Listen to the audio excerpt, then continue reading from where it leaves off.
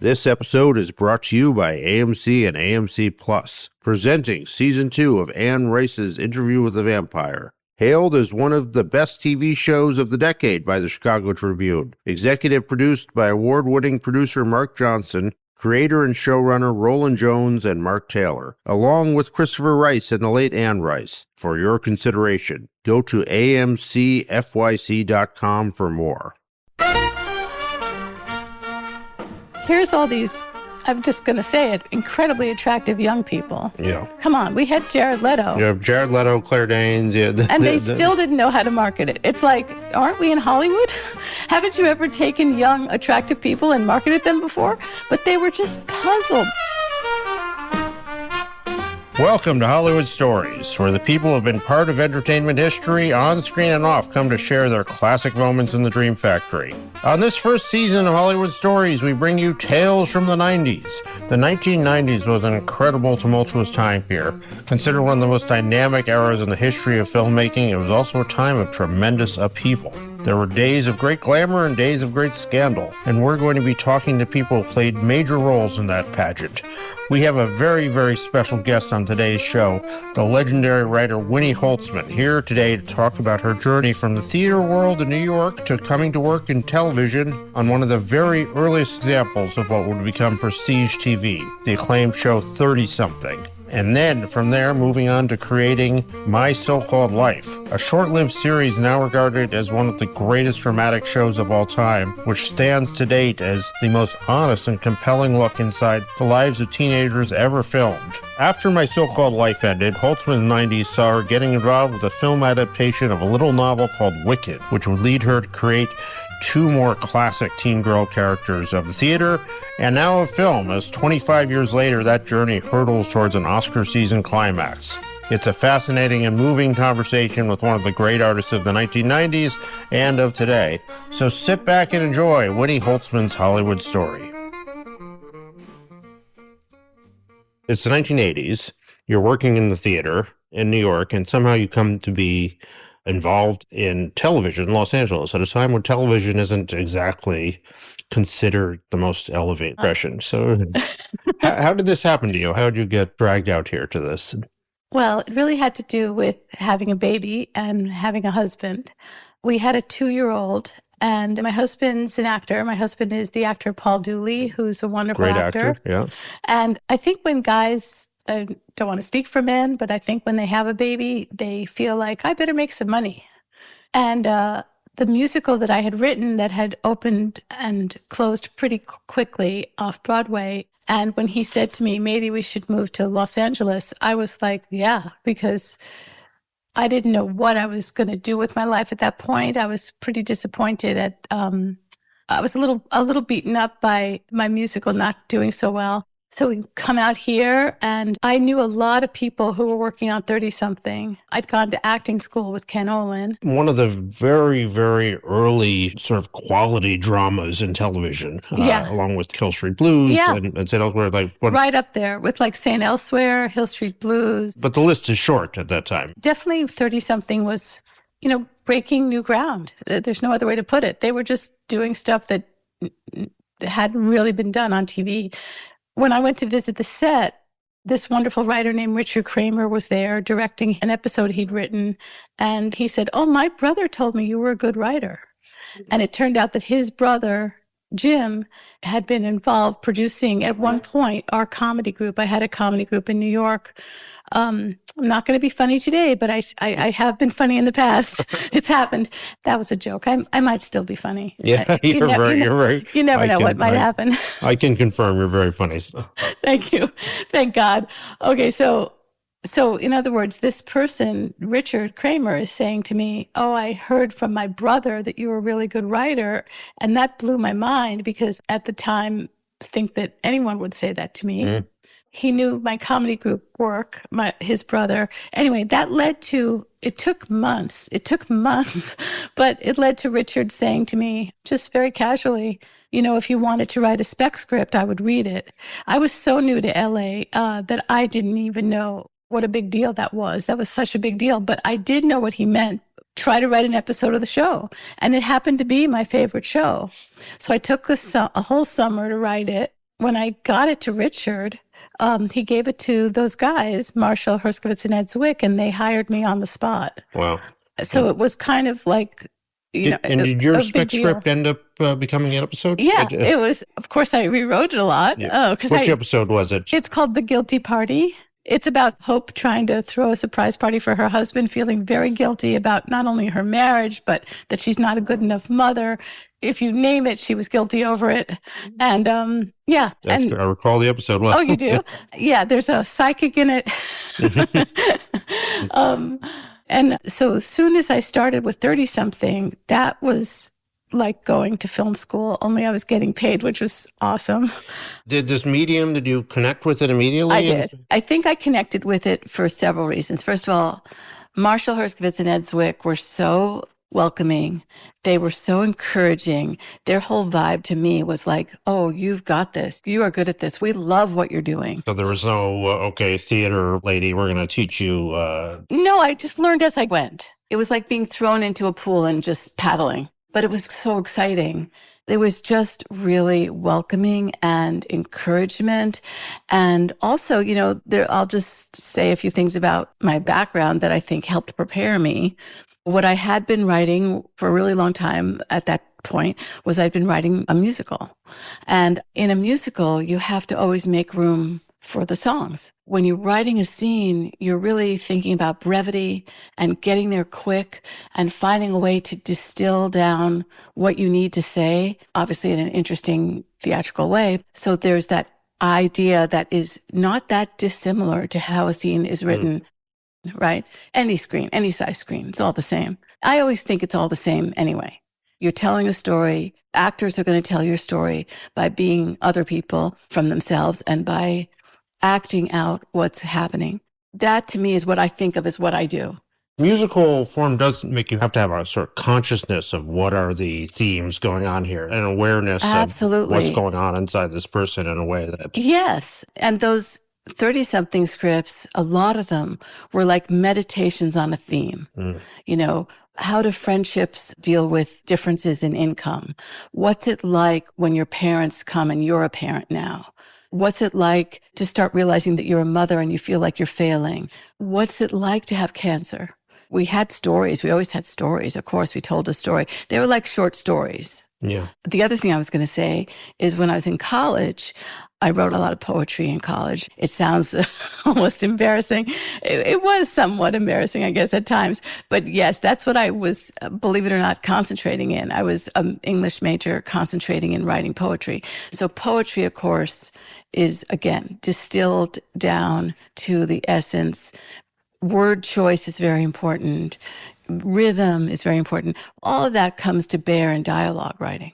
So what strikes me about So-Called Life is how like poetry, every sentence has sort of works on multiple levels. Yes, multiple levels. Yeah, yes. has the literal meaning, but... That's one of the things I care about most in the world, is writing something, let's say writing a scene, or even writing a line, like you were just saying, like writing a scene, writing a line that works on this level, then it works on this other level, then it goes to a deeper level, and it's all the same scene. So what was it like working in TV in that period and coming into a writer's It was room? incredible. It was incredible. We didn't have a writer's room because Marshall and Ed just didn't like that. They didn't work that way. How you worked was you always broke the story with one or both of them. And then you went off, you wrote your script, and then you kept giving it to them and getting notes and giving it to them and getting notes. And then eventually, of course, you got production notes, like we can't afford a laundromat is a production note. And then you find out it's even going to work better having him do laundry somewhere in his house, or you take the laundry out and you're doing it a different way. Did the executives understand what the show was doing enough so that the notes were... Well, when I said notes, I was mostly getting notes from Marshall and Ed. The whole time, this is how different it was. It's going to make me cry because life was different then, Richard, right? And TV was different then. Once in a while, you heard about a standards and practices notes, but we figured out ways to get around that by just being out-clevering them. But the notes from the network were all handled by Marshall and Ed, and they were in very good terms with the network. The network had a trust in them. They felt a trust. There was a mutual trust, I think. I mean, I don't want to speak for them, but I think there was an ease in terms of, it wasn't adversarial. This was a very early experiment in dramatic, elevated drama on television. Did you have a sense when you're doing this that you were in a special place and all TV wasn't like this necessarily? Or? Yeah, because I felt like they had invented a kind of TV that they wanted to do. That's really how it felt. That might sound highfalutin, but that's what it felt like to be there. We felt like, well, we were just doing our thing and we weren't going to worry like what other people on TV were doing. And it was like going to film school for me because just every single episode that I wrote, and I wrote 9 in 2 seasons, which was kind of a lot. That's still a lot. Yeah. That just taught me more and more about screenwriting. And I remember Ed one time saying to me, look what you did over here. This was really, I wrote something about like someone falling out of frame. And he said, that's film writing. Like, you know, he would like point to me and show me. But I was just imitating them in a way. I'd been watching the show and loving it. And I was just doing, like I say, their whole idea was use your own life, use your own emotions, use your own thoughts, use your own family and friends, and just bring us something authentic that also is well written and that we can afford to shoot. Because that was the brief, I felt very freed up. I felt like, wow, people really want to know what I think. And it turned out I had some opinions, you know, and I had some feelings. So I just let it go. You know, I let them out. So when that show ended, was it heartbreaking to leave it was your first show there? Well, yeah, not really, no. Yeah. Because all the things that we all do who do this, it's all about the connection and the collaboration. And here I was collaborating with these 2 guys. They're amazing men, really great guys. And that's what they wanted to do. They wanted the show to come to an end. So I just felt complete respect for that. I could see that they wanted that. Also, I was really lucky because they wanted to do something else with me. So it wasn't the same as saying goodbye to them because they said, you know, we'd love you to create a show and we would love to do it with you and we'll executive produce it. And that turned out to be My So-Called Life. So tell me about that conversation and how it first came up that there was this high school. It started with, we want to do a show with you. And we would meet and we would all just spitball and throw out ideas. But one of the earliest ideas that they threw out was this idea of let's do something about a teenage girl. That came from them. It had a whole history with them. They had been on this show called Family. And on Family, there was a teenage girl named Buddy who was played by Christy McNichol. This was a big deal in their minds because when they would create ideas that they wanted Buddy to do in an episode, they would always get back from the showrunner that they really esteemed, always hear the same thing, that's not our Buddy. She wouldn't do that. And so Buddy was kind of an exemplary person, I guess, or just like a really unusual role model-y kind of teenager. So their idea was, the way they pitched it to me, we've been thinking about this for a while. Yeah. And we want to do a teenage girl, but we want to do her really, just really how it would really be or how this girl really is without a lot of pretending. And I've said this a lot before, but when I first heard the idea, I thought, well, all right, let's work on that until we get a real idea. And probably because I have my own, raised in a culture that's pretty misogynistic and sexist, and I probably have my own interior issues of my own secret, maybe self-hatred. But to me, I didn't think of it as a real idea. But then I trusted them very quickly. Because of my trust and faith in them, I thought they seemed to really like the idea. So I thought, I'm just going to do it. You know, at the time, my daughter was about 7 years old. You weren't immersed in teenage life yet. Richard, it was the opposite. I didn't have one teenager in my life. But as I just alluded to, I had been a teenage girl. And I think that they just had an insight about me that I would be good at that. So how did you begin exploring the world of teenage girldom then? The first step was going back in my own memories and really just letting myself get real about what some of those feelings were when I was young. I don't want to sound like I'm bragging, but I was lucky enough when I was a teenager to study Stanislavski system with this elderly Russian woman in New York City named Sonia Moore, who wrote a book called The Stanislavski System because she studied under Stanislavski in Russia. She was incredibly old even then, and I guess she's obviously must be departed. And she was very Russian. She spoke with a thick Russian accent, and she had sort of Coke bottle glasses. And she would run these classes that was where she taught the Stanislavski system. And I was in these classes when I was like 15, 16. The reason I'm bringing this up is it was a lot about sense memory, using your senses to travel back in time and unearth certain deeply buried emotions, finding ways to access your emotions through practical ways. For instance, when I went and visited, I think I took 2 days and I visited, or 3 days, and I visited different high schools. Some of it through the Writers Guild actually did a visiting teacher program one day to, what's that high school on Melrose? Fairfax High? Yeah. Fairfax? Yeah. Right.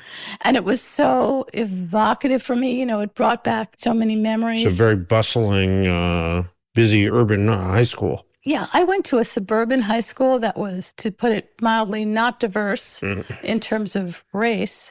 And it was pretty sedate. But high school is high school. As I said, I think in the show, it is a battleground. Yeah. It's still a brutal experience, no matter where you are, you know, because you're a teenager and that's not an easy thing to be. You know, it's a sort of a situation. So at the time, high school on TV was 90210, essentially. Right, exactly. Or Blossom. Yes. Yeah. And when we described ourselves, or at least I think I described it at one time as, in my mind, as the anti-Blossom. I didn't say that out loud. There's nothing against the show, but I was just trying to be in a different mode. There's a line in the first episode where Angela says, if people told what it was really like, that would be a really depressing story. Exactly. Was that your thought as you were starting to write this? No, I knew it wasn't going to be depressing. You know, it's interesting.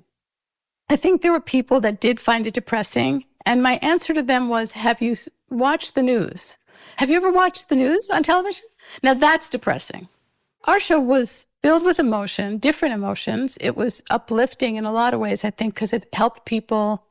I mean, I don't mean to toot my own horn about my own show, but it was involving. And I think people in our culture tend to go, oh, I don't want to feel anything. I just want to be numb. If you want to be numb, you know, you should just watch Wheel of Fortune and then watch something else. That was our lead-in, I believe.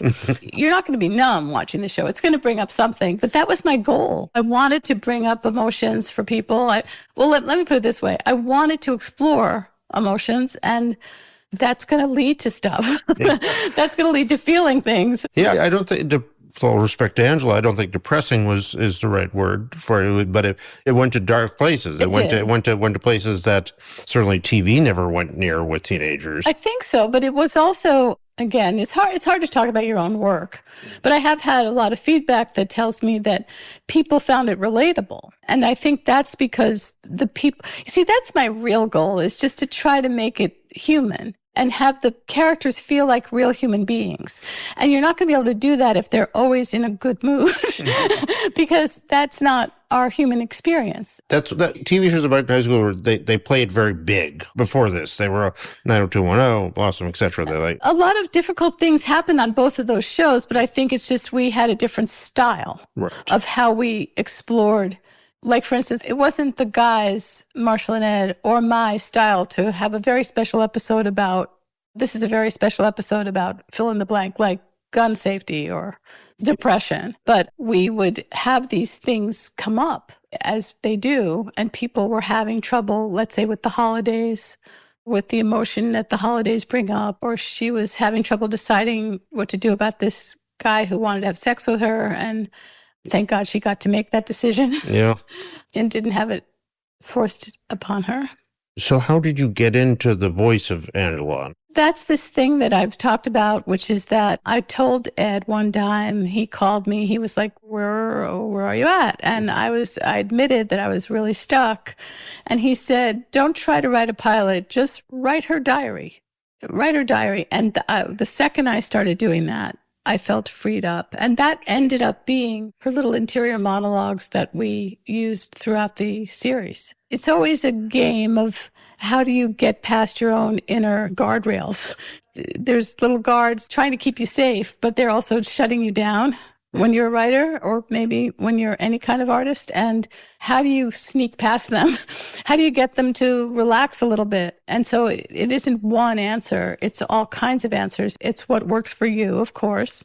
Could be anything, could be taking a shower. But for me, for that particular project, I needed to find a way in that didn't feel so scary. I'd never created a show, obviously. I'd never written a pilot. Those words were scaring me and making me feel inadequate, which is not hard to do. I think a lot about writing is fear and facing your fear for me. And from my experience, as I've gotten older, the fear doesn't go away. It just becomes a familiar friend that you realize, oh, it doesn't mean anything bad. It's just there because you care so much. And it's going to be okay. The fear is just something you live with. Yeah. So when you're making a pilot, what did you feel like you wanted to capture in the pilot? What was the... Just a feeling of like, I use this word emergency in the pilot, I think more than once. Just this feeling of intense, urgent emergency. That was something I did remember from being a teenager. It was like everything... Certain things were very, very important. And it was going to be an emergency if they didn't happen, or if they did happen, it was going to be an emergency. And I used that word as like a hot prop, like a word that got me places. So I wanted to capture that. I wanted to have her, overused words, excuse me, but her voice emerge, which is what Ed was saying to me. Ed was saying, write her diary. A diary is very private. I wanted it to be private in public. That's another acting term from Stanislavski. But the idea of you're in public, but you've created so much privacy for yourself that you're just really feeling free.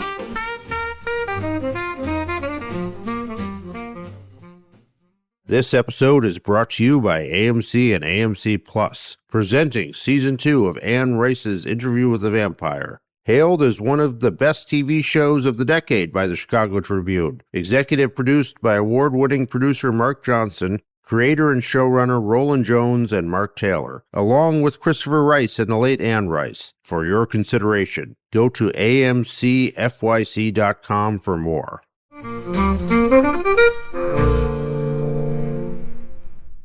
When you turned in the pilot, the language in it is that sense of emergency, and the language is theatrically dense, where there are layers of meaning in it's very naturalistic, but very heightened. Yeah.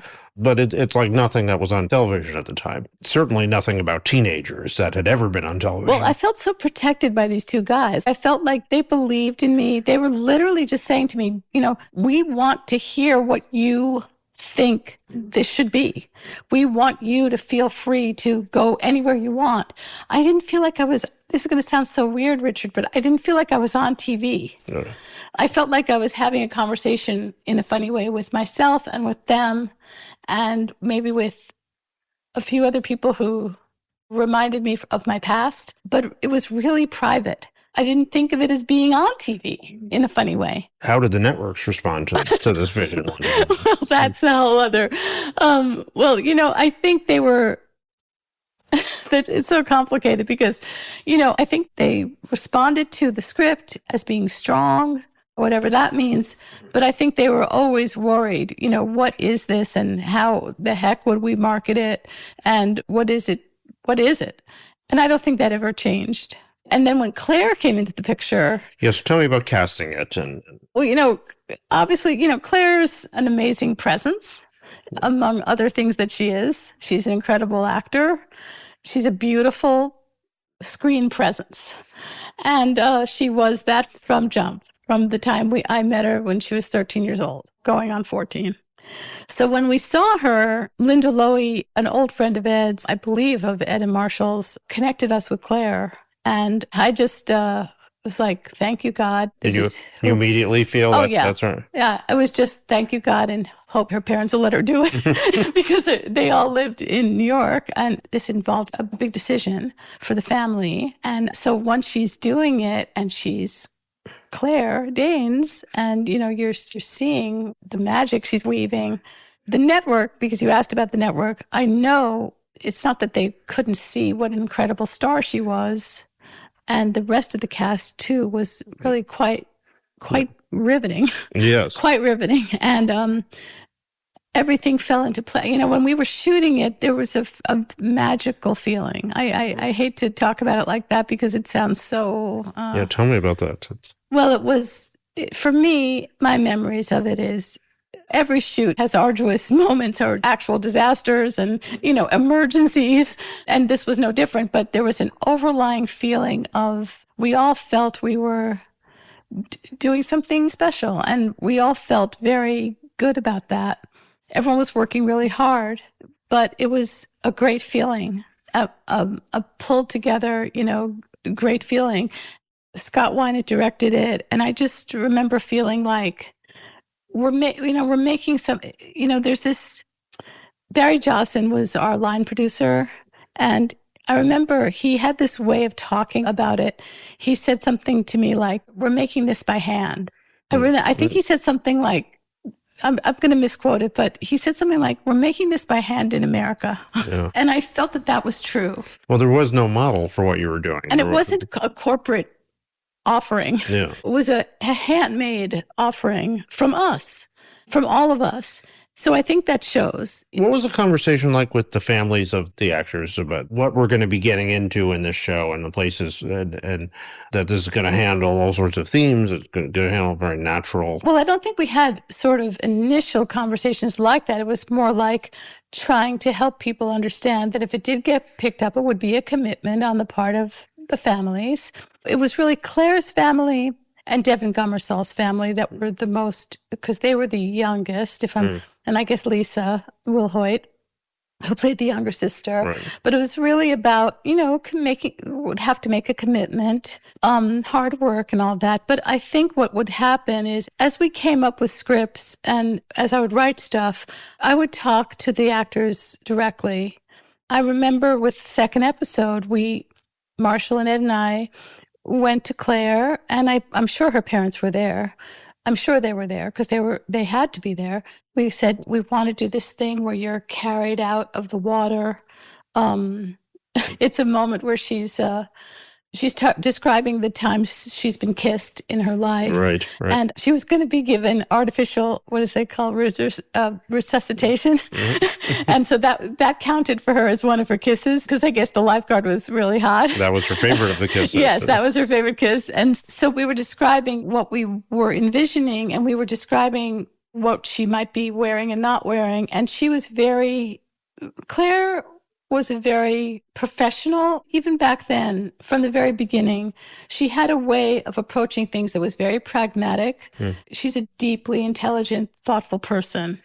So, she's just a really amazing person. So she just had really a very chill, easygoing, relaxed attitude toward it. She was not concerned. She trusted us, and we were very careful with all of them, with all of the younger people, to be respectful. But I have to say that group of actors, those young people, they really brought it. You can see it on screen. They really came with everything. They were incredibly professional, almost always, and they just really showed up and gave 110. Did they have a sense at their age, they had limited experience at the time, like how unique and different this was? And I don't know about different, but I think everybody had a really strong feeling that we believed in what we were doing. We were like in a bubble. Back then, there was no social media. Thank God. we were just quietly making these little independent films. So with all every the 8 cast days. of the kids were all unknowns. And we were just like quietly in a corner of LA, like in a converted ceiling factory, actually, that wasn't even soundproofed. Sometimes you had to hold if somebody flushed a toilet. We were really making what felt like little independent films every week and then delivering them to a network. And by the way, I remember hearing stories of that when we would deliver rough cuts to the network on those big tapes, what are they called, beta, or those big fat, the giant chunky tapes, that all the younger people that worked at the network, like the assistants and all the runners, even the like the younger execs, they would all rush to see the new episode. And what's funny to me about that is that did not translate. That was happening right at the network, in that building. Wow. And that did not translate to ABC as this means there's a real hunger that could be filled for this show. Do you see what I mean? Yeah. And I think they understood on some level that people were having an intense reaction to the show, but they did not translate that as equals money.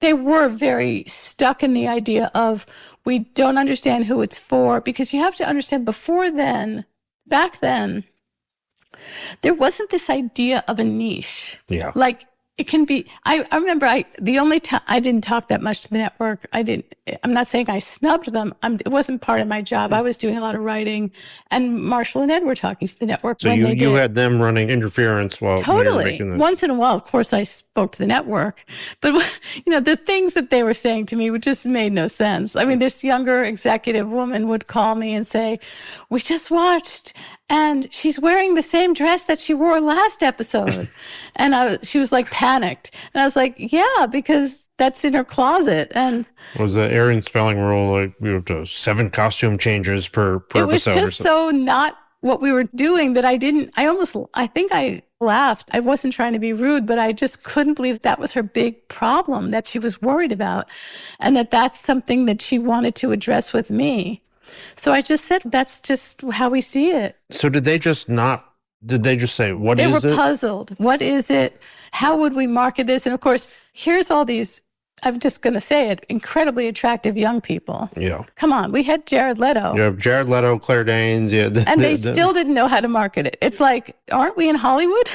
Haven't you ever taken young, attractive people and marketed them before? But they were just puzzled. They were so puzzled. They were also, I mean, you were costumed, and it was very the grunge era. It was Patrick Norris, what he did with those, the way he dressed them. So that's another reason I laughed when this woman told me that, because like the thing that was interesting was the way he was dressing them, and they all had their own individual styles, and they were really like interesting to look at. You know? But it didn't fit their formula. Let's put it that way. It was not 90210. Yeah, and we were purposely not fitting their formula. And so that was an issue for them, not for us. I couldn't let that become an issue, because one of the things that's so wonderful for me about the show, looking back, is that we just did our own show. We did the show we had in our minds to do. I feel like there's ways I could have done better, but I'm talking about my own work that I wish I'd thought of this, or I wish I'd thought of that. But it's like I wasn't bending the show into a pretzel trying to please the network, because I just had a sense that it was okay not to do that, because Marshall and Ed had set that as a kind of a precedent. Looking at it from now, My So-Called Life, it is of a piece with other things that were happening in the era, that with independent film and in music, fashion, but not in TV. Just the intensity and pathos of the music of that time it fits so perfectly, but it matches so well. But those aren't songs that are on anyone else's soundtrack at that time. I know. Now they're all used constantly. I think you always have to ask yourself, why am I doing something? And if you're doing something just because it's a job, that's okay. In fact, that's incredibly valid. But then you still want to put your heart and soul into your job. Whatever your job, and everybody on that show really cared. I think it shows. Like, everyone cared. Like, I remember people just running into my office. You got to hear this. This is like so cool. and it's like Crowded House it's Rage Against the Machine or whatever. And we think we can get this, or I may be misremembering who was on and who wasn't, or the whole idea of putting Juliana Hatfield on. We were just excited. We were putting on a show. I remember feeling just, of course that was a hard year for me too. It was a learning curve for me every minute. Alan Poole became our line producer. He's a great person. And every day I would come in and he would find me and he'd go, okay, this is what's happening. And I'd go, oh no. And then the next day he'd find me in a corner writing and go, okay, this is what's happening. Oh no. And then one day he just turned to me and he goes, Winnie, you're in production. Every day there's going to be a disaster. There's going to be a disaster du jour. Hopefully just one. Just assume that there will be. Stop being surprised.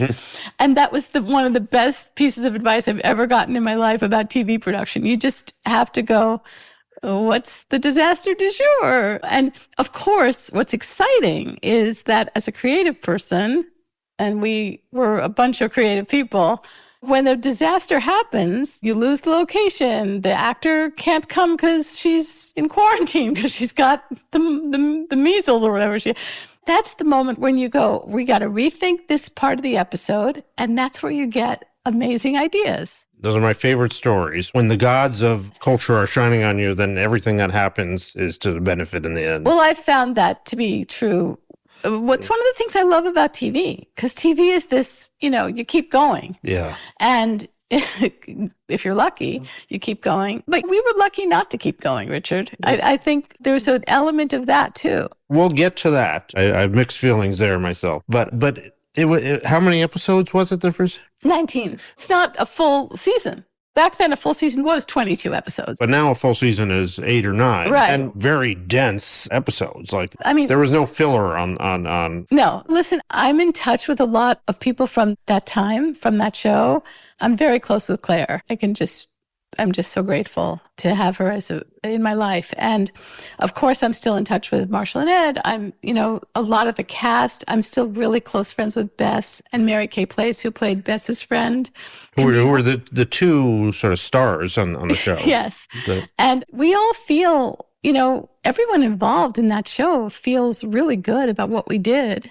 And a sense of pride and a sense of fulfillment. And it's not like we sit around going, oh, if only there had been more. It might be that some people feel that way, but I don't feel that way. So one thing, when you look at the reception of it, at the time, it was considered struggling with ratings. So by now, you had 10 million viewers Exactly. a week. You would be the biggest hit on television. Exactly. And by the way, here I am, girl from Long Island. Do I think that every week I'm going to be having 10 million viewers? When I'm growing up on Long Island, do I think, gee, I'll probably have 10 million viewers every week watching a show that I wrote? I mean, to me, that was princely. That was amazing.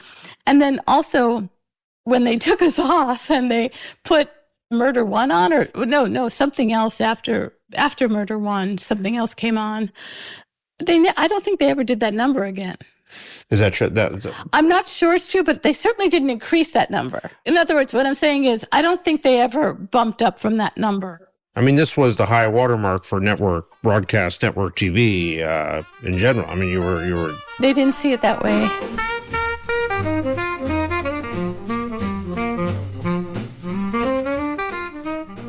There were so many elements to the show getting taken off early, but I don't mean to be a broken record here, but I was a little disappointed at the time just because it's always hard to be asked to leave. Like, you don't want to be asked to leave the party.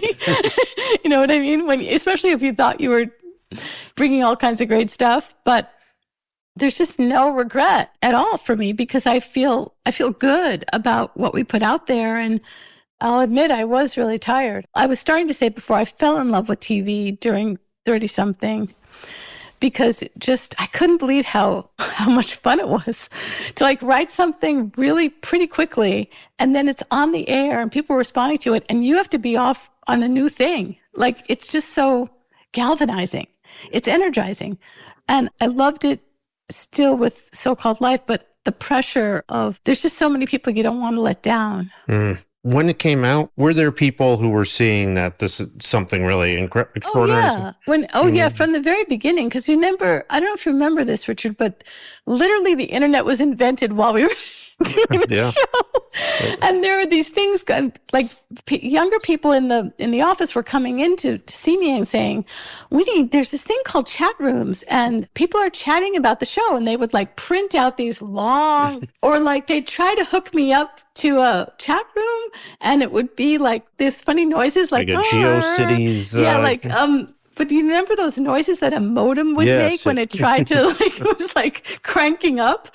And I tried not to find out too much about what people were chatting about, because it did make me self-conscious. And like I was saying before, and I really do hold to this very strongly, it's really important for me personally to keep a sense of privacy. So I'm not too aware of, I'd rather be my own audience when I'm writing than think about, the audience. I mean, it sort of shuts me down. But yeah, it was clearly having this impact of people were very interested. And what's a better feeling than that? Even when people were upset about something, it was very flattering because they were so upset, like they were extremely upset. You know what I mean? And so you're like, well, they're all invested. They're all invested in these people. In the characters. That takes me to an important point. I want to use this forum to give you the opportunity to clear up, because I've had many arguments with people over the years who have said that Angela is going to come back and realize she should be with Brian Krakow. And I've been adamant over the years that if this show ran for 1,000 seasons, he would not come out of the friend zone. I don't want to answer it definitively because it's not fair. Richard, you're being unfair to me because as I said that with a smile, listeners, I was going to make those decisions when I got there. I didn't want to make hard and fast decisions. That's just not, it didn't feel, sorry, but organic to be making hard and fast decisions ahead of time. I mean, why? Let it evolve. But I did have some thoughts about the second season, and I was going to have them absolutely be with other people, but talking to each other constantly about their relationships. Interesting. Do you see what I mean? In other words, she was going to be with Jordan, and he was going to be giving her, not the happiest time. And he was going to be with Delia, and they were going to be, constantly turning to each other for help and advice and support and airing all their worries. So in a funny way, they would be this couple, but they would be involved with other people. And that's what I was picturing for. That's where my Angela, that makes sense for. Yeah, she was not going to suddenly, decide she loves Brian Krakow. No. Yeah. To all my friends who are listening, I hope. And I don't think ever. Be honest, I don't picture that they would have ever gotten together. I agree. Thank you. You're so welcome. It makes me happy to be able to give you that. So how did the decision finally come down that this was going to end, and how? Well, first of all, there is an element where Claire was getting a huge amount of movie offers, and it isn't just about the movies, though. I think it was a lot on Claire. There was a lot, talk about pressure. There was a lot on her, but I don't think that factored in with the network. The reason I'm bringing that up is because that factored in for me. I love her, and I loved her back then. A true love. I would almost call it a mixture of deep admiration, respect, and love. And so if I sensed that it was hard for her and maybe not something she felt she could keep doing, it took a lot of the fun out of it for me, if you see what I mean. And it made me question whether or not I wanted to do it. But that's not what made the network decision. They're not basing it on me or Claire Danes. They're basing it on what they think is good for them. And they just did not see it. But they didn't tell us right away, of course, but I remember there was a day when Marshall and Ed and I went, or it might have been just Ed and I, but I think Marshall was there. We went to the network and to Ted Harbert. Ted Harbert. Yeah. And this was a broadcast TV network at the moment, was the most important force in the universe. I mean, definitely. And Ed made a very brief but impassioned statement to Ted. He said, I think I'm going to paraphrase, excuse me, Ed, but he said something to the effect of, this is a thing that you, Ted, would do for your daughters. I don't know if he has one daughter or two, but he said, do this for your daughter. This is a character that should be on TV. And I think, how did he respond to that? When he was there at the moment, he seemed very taken with that and very emotional. Actually, he got a little emotional, I think. I don't think it was ever a case that they didn't, quote unquote, like the show, but the show made them nervous, deeply nervous.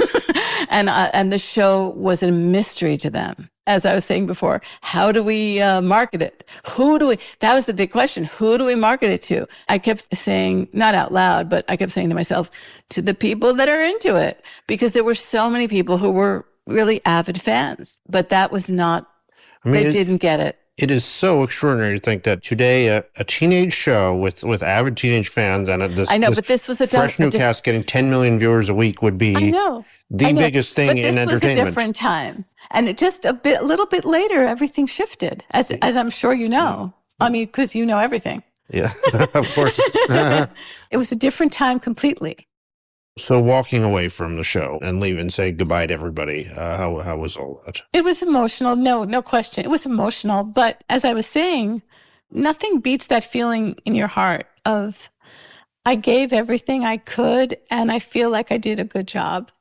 You know that whole Jack Rollins thing about don't embarrass the office? Do you know about that sign? Tell us. Jack Rollins was this great manager of comics and also of Harry Belafonte and other people, great people from that era. And he managed Robin Williams and famously Woody Allen, but many famous people. And he apparently had a sign in his office that said, don't embarrass the office. And I knew him slightly when I was very young. And that always stayed with me because it was like, let's face it. I mean, what you really want is not to embarrass the office. You don't want to come in to a great opportunity and feel inside like you didn't give your heart and soul and mind, that you held back, that you, for whatever reason, didn't commit. I think that's the word I'm looking for. I committed, and so did everyone on that show. We were completely committed. So you know what? In the end, what more is there? Is it all about longevity? I don't think so. Is it a good feeling to know I gave everything? I feel really good about even the things I wish I had done better. I did the best I could at the time. There were definitely things I wished I had done differently, but it's an untouchable show. Every part of it is working at the highest level and in concert. Because people really cared, and we really just cared, and we just really committed to the show itself, not to our individual stances, right? So we've got to move you forward. Okay, here we go. Coming off that show, thinking about your next project, and eventually, a few years later, you found your way to a very different sort of project. It was a novel based on the Wizard of Oz. Right. Quite an interesting novel. What was your journey between My So-Called Life and finding your way to that? Well, I wrote several pilots that didn't get made, as did so many people, as have so many writers. Pilots that I thought were really good that didn't get made, or one of them did get made but didn't go forward as a show. And then Marshall and Ed were doing Once and Again. They got it on the air. They asked me if I would work on it with them. And that was such a lucky break for me because not only do I just love working with them, and they're such great collaborators and such great people, but I needed something. I wanted to be in production again very much. Were you starting to despair? Like I'd had my shot and then it was gone and you know, it's funny. I may not have been smart enough to realize. I may not have been like clever enough to realize that if I'd had my shot and it was gone. I kind of was just always working on something. But the idea of working with them again was very appealing because I felt such a great connection to them, and our collaboration was always a lot of fun, a lot of laughter. Just a lot of ease. Yeah. Even, of course, they would always give me notes that I either didn't understand or thought were awful. Then I'd go home and I'd realize, oh God, they're right again. But so I started doing Once and Again, and that was really exciting, actually, to be in production again. I was in the midst of doing that when it all started because this guy that I vaguely knew at Disney, an exec at Disney, said to me, could you come and have lunch with Stephen Schwartz and talk about a possible Disney animated feature that the two of you might do together? Well, when I heard the name Stephen Schwartz, of course I wanted to have lunch with him. He's amazing and an amazing songwriter. Yeah. What was he known for at that time? He famously, when he was young, wrote Godspell and Pippin and many other shows, actually. But at the time, he had done a lot of Disney and animated movies. He had done Pocahontas. He had done Prince of Egypt. Yeah, he's a brilliant man. And he's a master songwriter, master. And he's an incredible storyteller in his songs. And just as a person, he really knows a lot about dramaturgy. I mean, is that, you say dramaturgy or I think that's a word. I'm good. I accept it as this podcast accepts it as a word. So we had the lunch, and over the lunch, we were supposed to, think of ideas for an animated movie and musical. And he said, there are so few good ideas. There are so few good ideas, like the way the novel Wicked is a brilliant idea. And I said, I had heard of the novel. I actually owned it, but I had never read it. And we started talking about this novel Wicked. It's a very, very popular, it was a big hit novel at the time, right? Well, it's a bigger hit now. Yeah, no, it was very well. Yeah. Oh, yeah. Incredible idea. It's a brilliant idea. This idea that you don't know the true story of the Wicked Witch of the West. You don't know her name. You don't know who she really was. And there's a whole truth about what was going on in Oz that you've never been told. Prequels were not we're not really done, but I mean, it's I think before the Star Wars prequel. I think so Stephen is saying to me in a parking lot of Disney, well, what really happened is I read this book. I thought it would be an amazing idea for a Broadway musical. I went to Mark Platt, who at the time Mark Platt was running Universal, and I said this to him, and he said, we're already started a movie, non-musical, based on the novel Wicked, non-musical. And then Stephen said, you should stop work on that script. You should let me do it on Broadway. And Mark Platt had always wanted to do a musical. And he'd always wanted to do a Broadway musical. It was the first time Universal ever did Broadway. We talk about playing the long game there, though. Yeah, but you know what? For them, it was the amount of money of a tiny indie film. Let's face it. It wasn't $13 million, $12 or $13 million. It's not a huge investment for Universal. For Broadway, it's big money. For Broadway, it's big money. For them, it was a science experiment.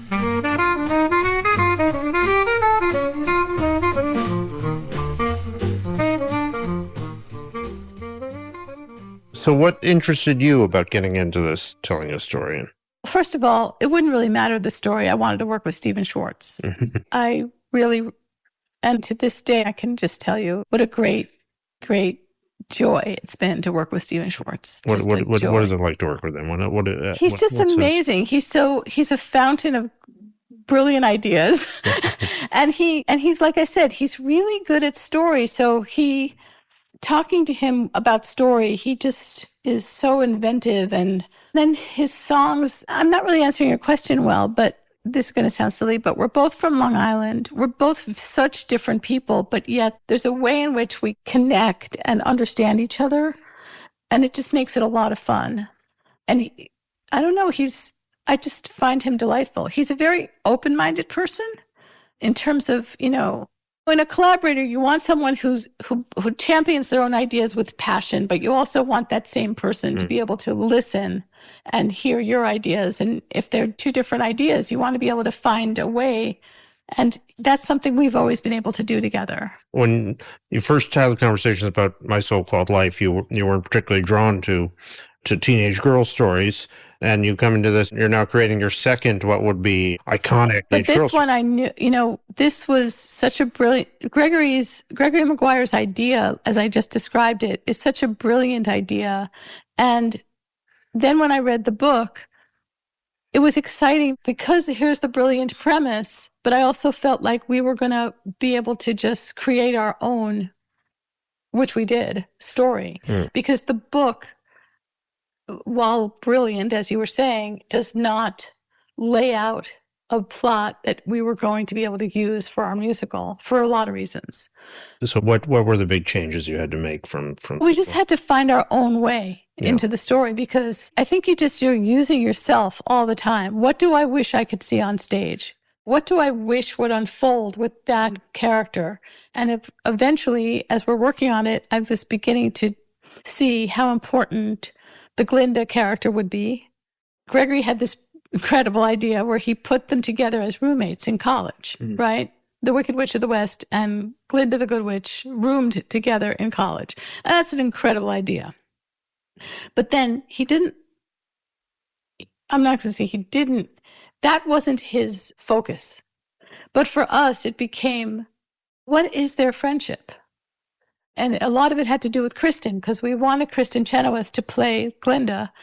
And that meant, because Kristen was becoming a star, obviously she's an amazing artist, incredible voice, incredible comedy abilities, incredible in general, as is Adina. But they're both just riveting stars. So as we're building the show,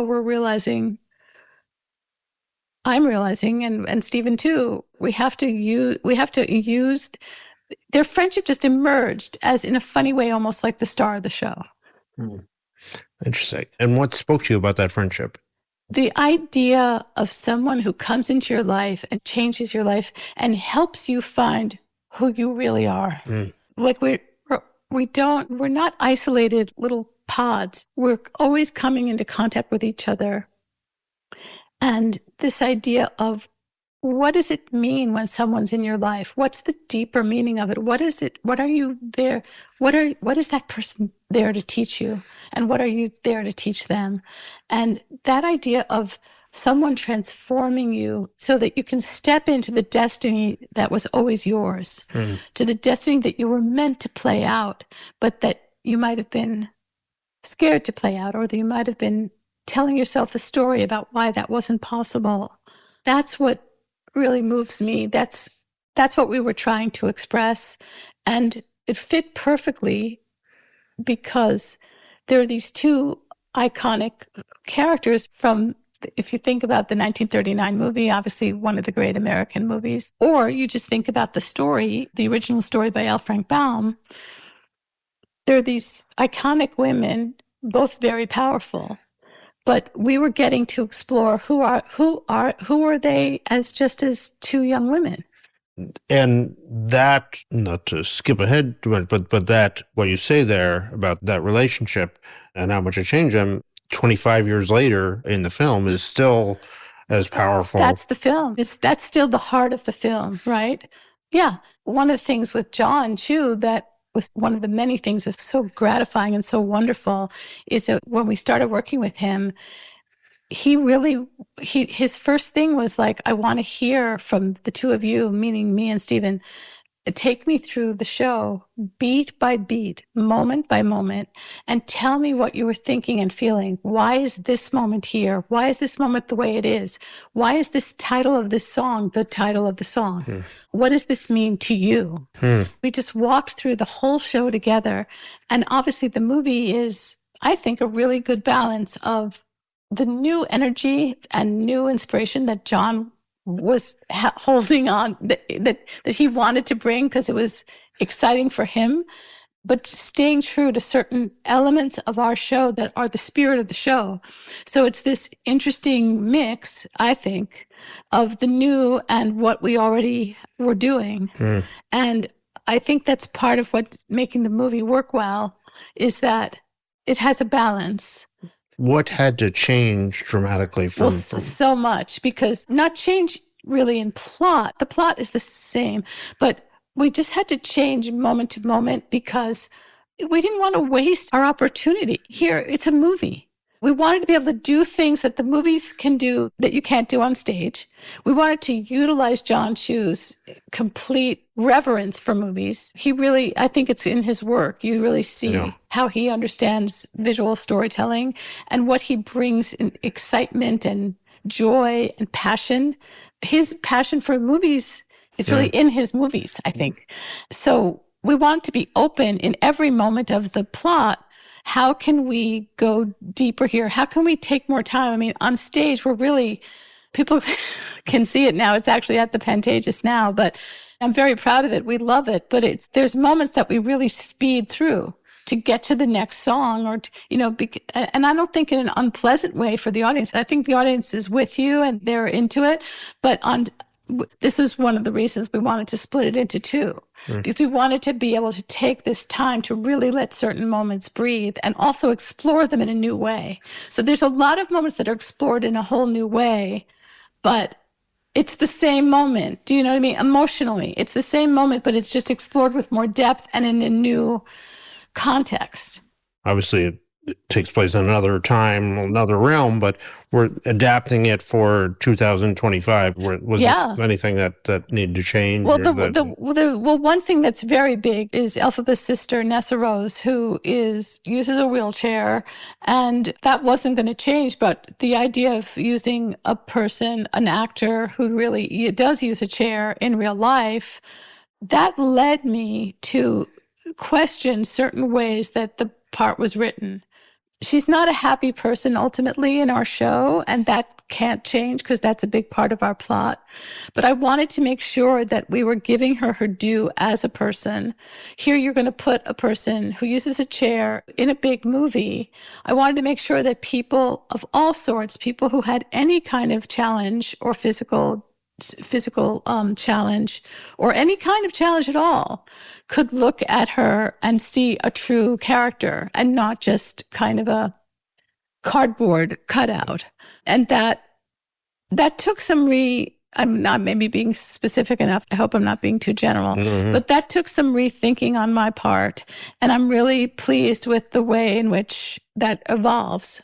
So what is it like to bring us home now? I've kept you way past no. I promise. Gonna get in big trouble, but I do have something I'm working on now, but I would love to hear about it. It involves Claire.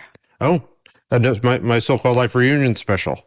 Well, it's not a reunion special. It's not my so-called life. It's another project, but it is something I'm hoping to do with Claire. Can you speak more, or something we've been talking about for years? It's an idea I came up with and a character I came up with for her. And it's not my so-called life, but it obviously would be a reunion between Claire and myself. I hope it gets I'm praying with you. I would love to say. Thank you. I would love to. Well, we've wanted to work together for years. Oh, that's again, and it was like a promise we kept making to each other. Let's do this again. So this is our moment to try. So my so-called life lives as a sort of jewel box of this moment in time where Wicked, these characters have now been with you for a long time, since you were 25 years. How does it feel to see it after all this come to this giant fruition here? That was a sigh of relief. It's such I do feel gratitude.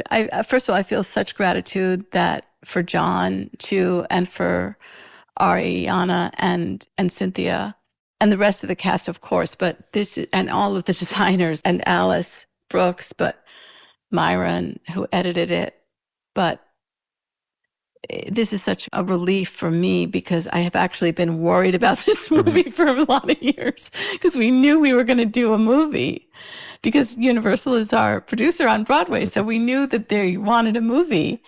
But the question is, you don't want to just put anything out there. You want it to be something that you really believe in. I think that's the truth, right? You want to feel like I've been saying all along, I did my best.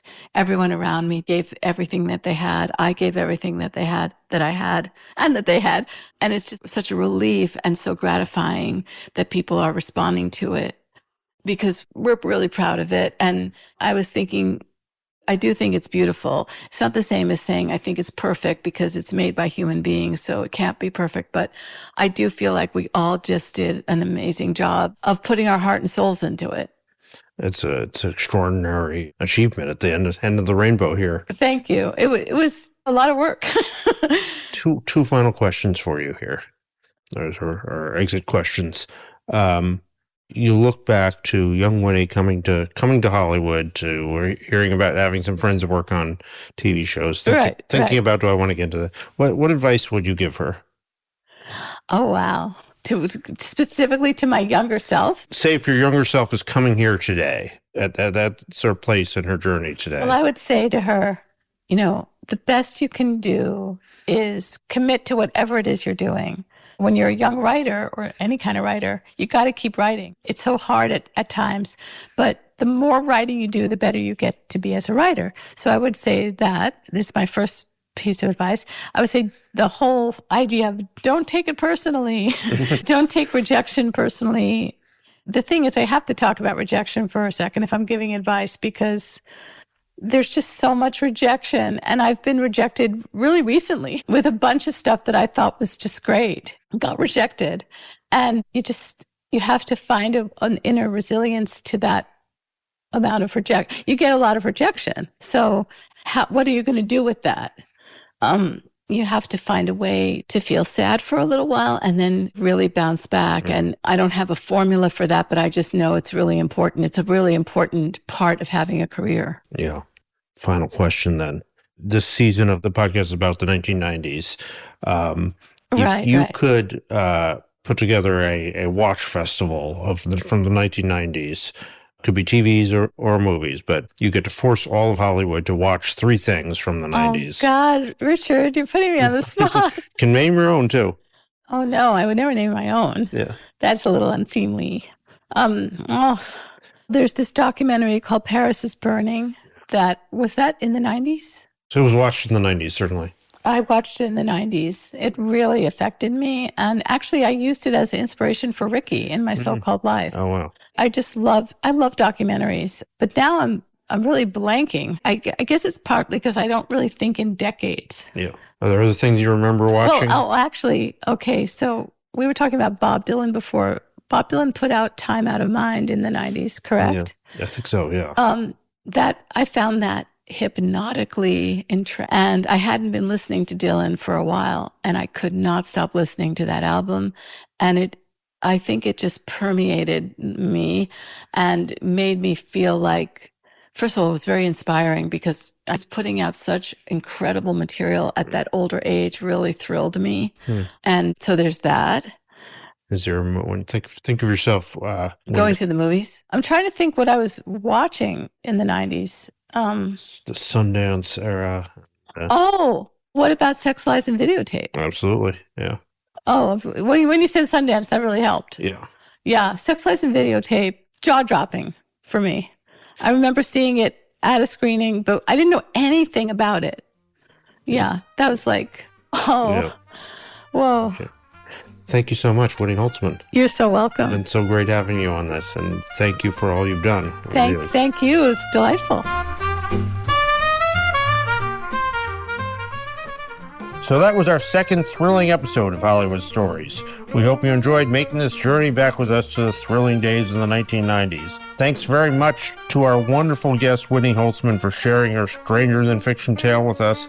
And please join us again next week for another incredible, amazing, not-to-be-believed Hollywood story.